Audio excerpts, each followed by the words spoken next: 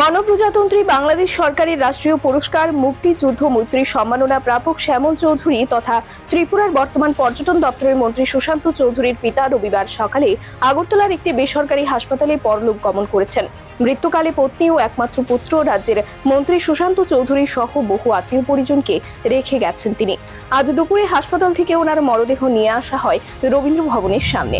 সেখান থেকে ওনাকে শ্রদ্ধা জ্ঞাপন করে একটি র্যালি করা হয় শহরের রাজপথে। পিতার প্রয়াণে মর্মাহত মন্ত্রী সুশান্ত চৌধুরীর পাশে এসে দাঁড়ান এদিন সদলীয় সকল নেতৃত্বই। তবে দীর্ঘদিনের রাজনৈতিক সঙ্গী তথা পুরনো বন্ধু সুদীপ রায় বর্মনকেও দেখা যায় এদিন মন্ত্রীর পাশে দাঁড়াতে। সুদীপ রায় বর্মন এদিন ভগ্ন কণ্ঠে জানান, সাহিত্যিক শ্যামল চৌধুরীর সাথে ওনার একটা পারিবারিক সম্পর্ক ছিল দীর্ঘ পুরনো। অভিভাবক ছিলেন তিনি। ওনার প্রয়াণে সাহিত্যিক জগতে যেমন এক নক্ষত্র পতন হয়েছে, তেমনি হারিয়ে গেছেন একজন অভিভাবকও। ভাষা নেই, কি বলবো। দীর্ঘদিন ধরে উনি ঘুরছিলেন। প্রথম যখন অসুস্থ হয়ে পড়েছিল, আমার গাড়ি করেই নিয়ে আমি আইএলএসে ভর্তি করেছিলাম। আমার এখন মনে আছে, আজ থেকে প্রায় 6-7 বছর আগে।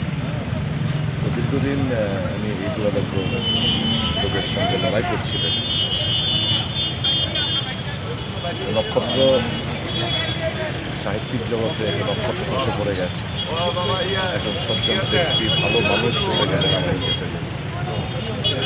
আমার আমাকে কাকু বলে আমি অনুভব করতাম। পারিবারিক একটা সম্পর্ক ছিল, অভিভাবক ছিলেন।